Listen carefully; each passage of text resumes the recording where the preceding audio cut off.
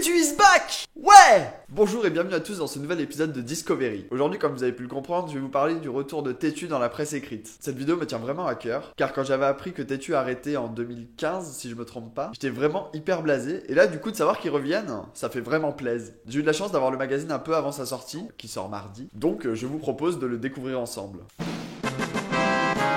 Ouais! Regarde-le bien parce qu'il a fallu que je me tape la pluie et que j'achète ce parapluie rose tout pourri pour le récupérer. Il pleut, j'ai dû m'acheter un parapluie rose, frère. Rose! Donc profite.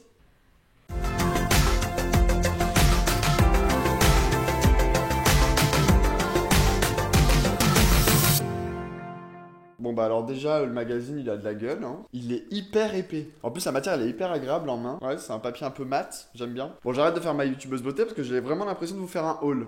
Il fait combien de pages? 140. Ah ouais quand même. Putain ça vaut son prix hein. Et en plus il y a quand même des beaux pavés quoi. Donc tu rentabilises ton temps. J'aime bien la couve. On voit que Tétu ont voulu arrêter un peu avec les coverboys à moitié à poil. Du coup on a une couverture beaucoup plus sobre. Et ça c'est cool parce que la plupart du temps les magazines gays bah c'est toujours avec des mecs à poil en couverture. Et dans les kiosques au final bah on les retrouve généralement dans les rayons porno. Donc super l'image des homosexuels quoi. T'es un magazine gay?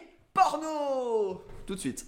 C'est un peu chiant à force. Donc, bon point. J'ai un peu l'impression que Tétu veut changer d'identité et faire un truc plus communautaire. Après, je dis ça, j'en suis qu'à la couve, mais quand tu le vois comme ça, t'as vraiment l'impression que bah, ça va être un truc sérieux, tu vois. Ça va pas être un truc genre avec des stars de télé-réalité ou des articles sur les gay pride ou quoi. Tu vois, là, je pense que ça va être un magazine plutôt sérieux. Genre, je vois interview exclusive d'Emmanuel Macron.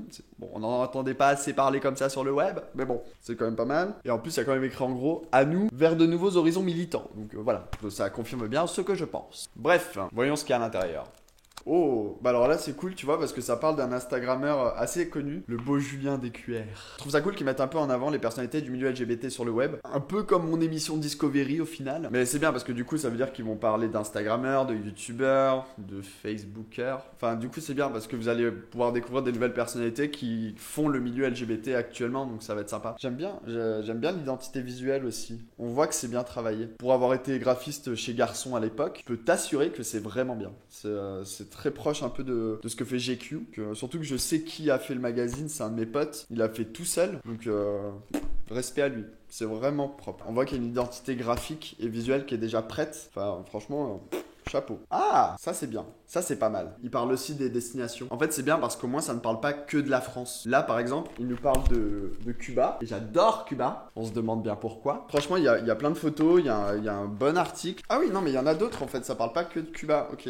D'accord, il y a d'autres destinations en fait, donc ça parle de destination avec un S, parce qu'il y en a plusieurs. Je vous montre pas tout parce que le but, bah, c'est pas de vous spoiler le magazine non plus, hein. En feuilletant, je me rends compte quand même que c'est vachement diversifié comme thème. Enfin, il y a plein de trucs hyper différents. Ça parle de mariage gay à l'étranger, ou de l'histoire de l'homosexualité, avec une rubrique carrément, donc c'est-à-dire qu'il y en aura d'autres, ou même de l'humour. Donc je trouve ça pas mal. Il y a mes copains d'internet, Tristan Lopin et Lola Wesh. Par contre, moi je suis où là? Oh, Tétu?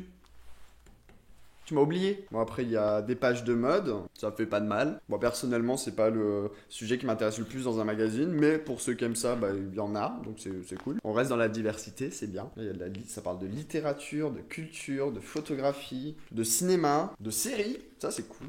En plus je me rends compte qu'il y a pas tellement de pages de pubs. Tu sais c'est pas comme un Vogue où t'as que des pubs, là il y en a vraiment très peu. T'as pas l'impression d'acheter le magazine pour lire des pubs quoi, c'est vraiment bien. Bref.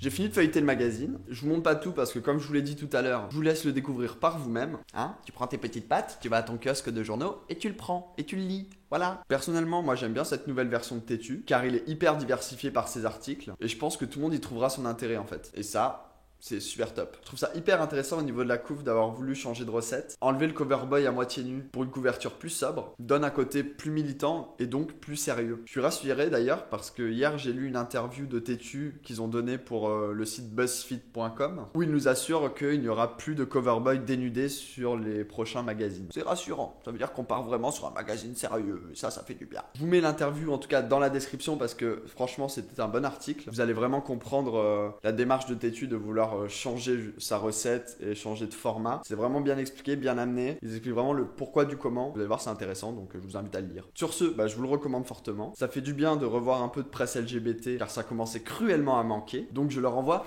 tout mon soutien. Et j'espère que vous aussi, car à mon sens, c'est ça le milieu LGBT. La tolérance et le soutien. Et là, pour quelqu'un qui fait la démarche de se relancer dans la presse pour donner du contenu aux gays, ça mérite vraiment le soutien de la communauté. Donc voilà, bravo Tétu. Sur ce, je vous dis à très vite pour une prochaine vidéo. N'hésite pas à t'abonner à ma chaîne, à mettre un pouce bleu si la vidéo t'a plu. Mets dans les commentaires si toi aussi tu lisais Tétu à l'époque ou non. Bye!